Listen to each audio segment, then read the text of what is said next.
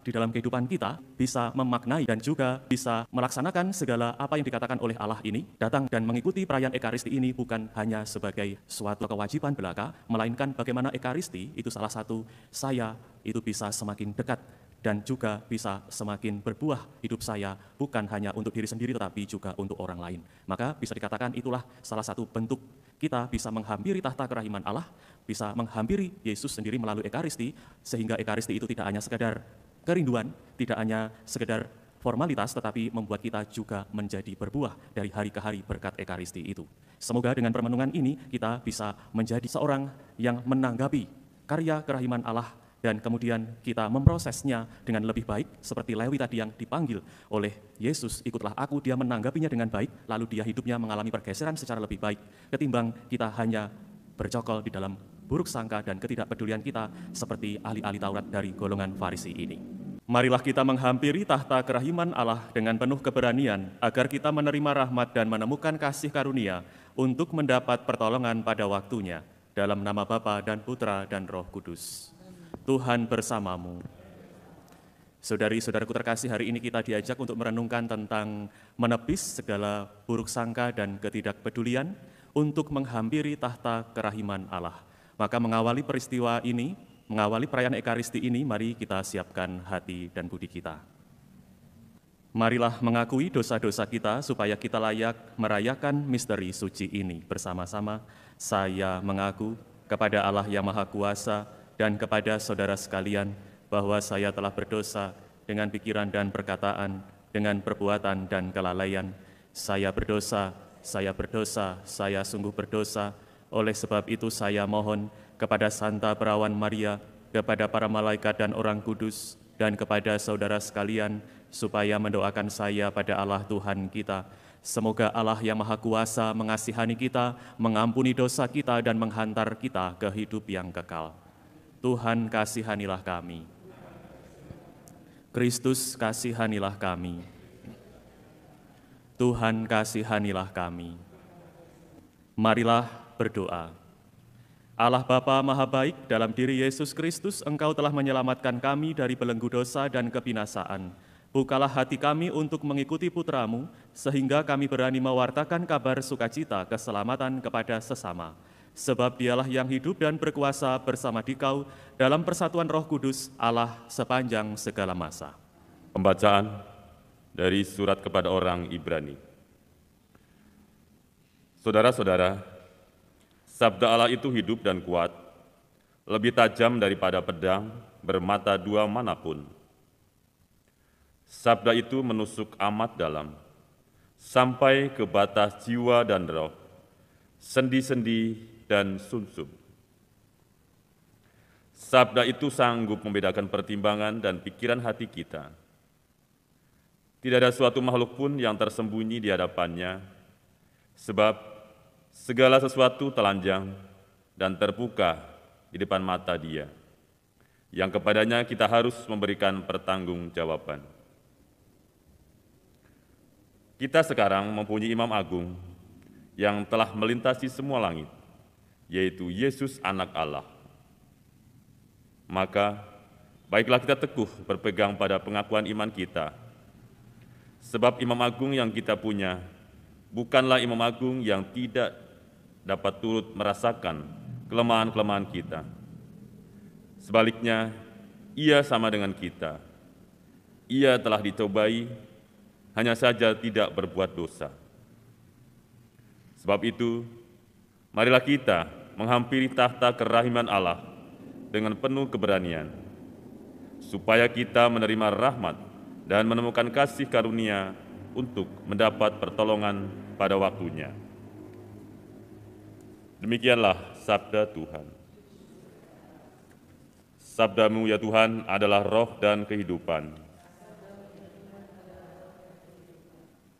Taurat Tuhan itu sempurna, menyegarkan jiwa. Peraturan Tuhan itu teguh, memberikan hikmat kepada orang yang bersahaja. Sabda-Mu ya Tuhan adalah roh dan kehidupan.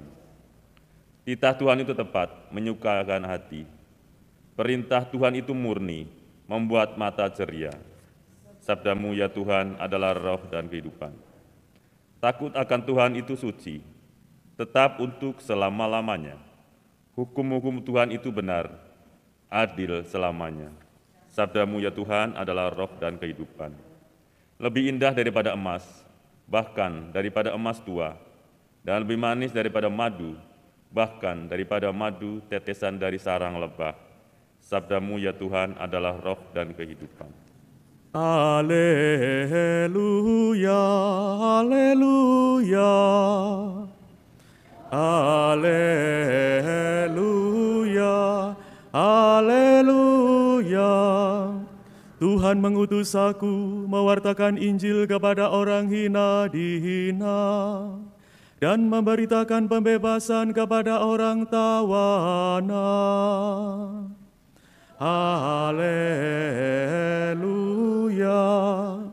haleluya. Tuhan bersamamu. Inilah Injil suci menurut Markus.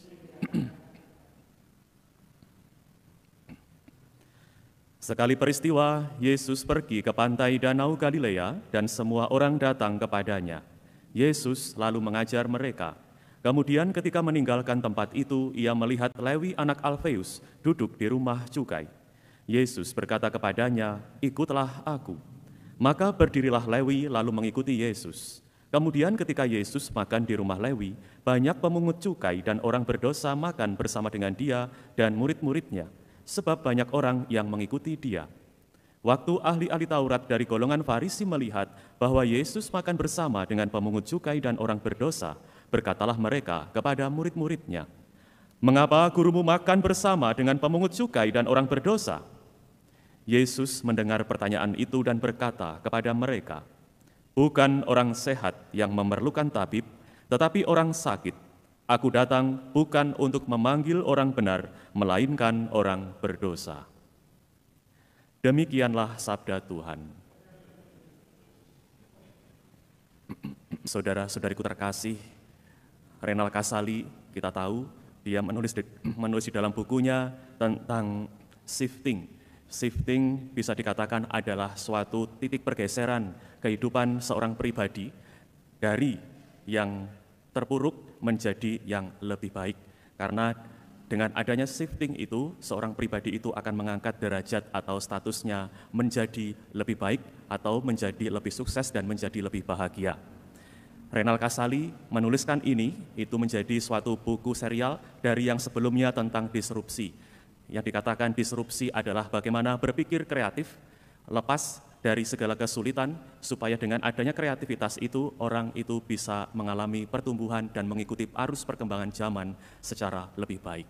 Dan di dalam shifting ini, segala hambatan yang muncul seringkali adalah, salah satunya adalah buruk sangka dan ketidakpedulian. Maka orang akan mengalami kesulitan untuk bergeser menjadi ke situasi yang lebih baik, situasi yang membuat dirinya sukses dan lebih bahagia dari sebelumnya, ketika atau kalau orang itu masih belum move on atau masih belum bergerak dari segala buruk sangka yang ada di dalam dirinya atau segala ketidakpedulian yang masih bercokol di dalam dirinya.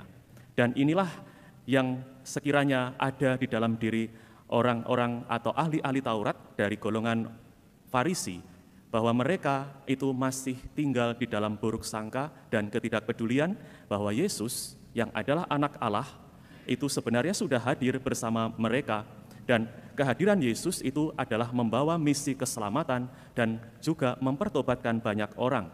Tetapi golongan ini, ahli-ahli Taurat, orang-orang Farisi itu justru belum mengalami pergeseran hidup keimanannya secara lebih baik karena mereka masih bercokol di dalam pikiran mereka yang penuh dengan buruk sangka dan ketidakpedulian.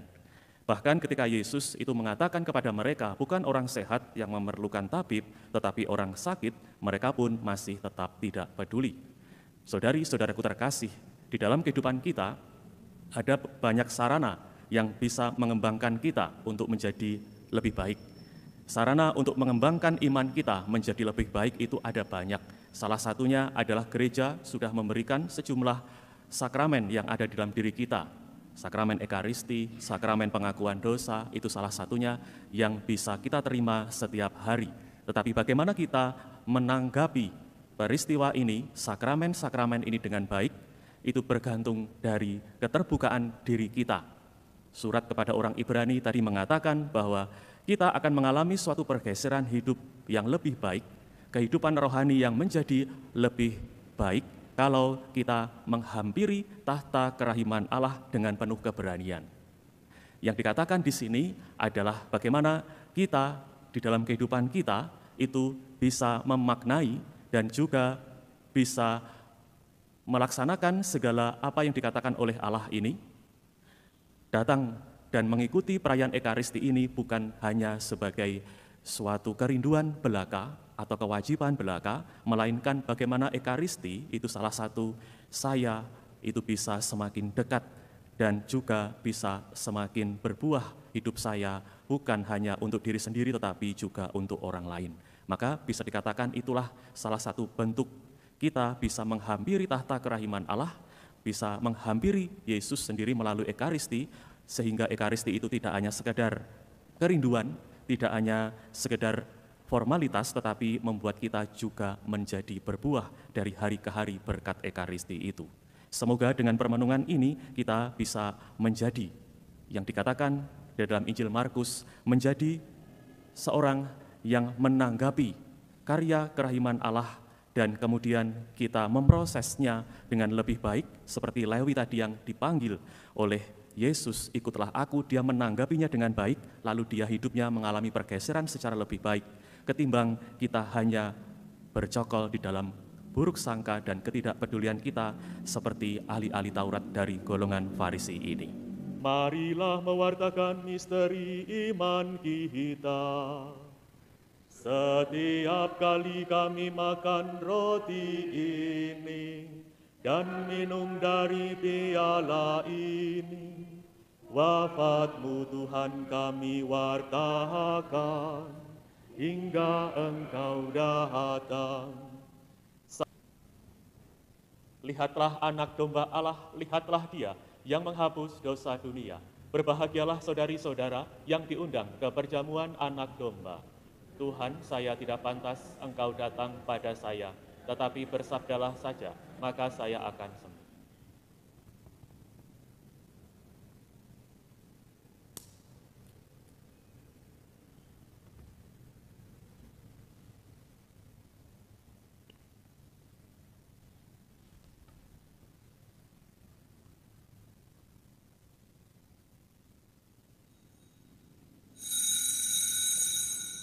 Yesus bersabda, aku datang bukan untuk memanggil orang benar, melainkan orang berdosa.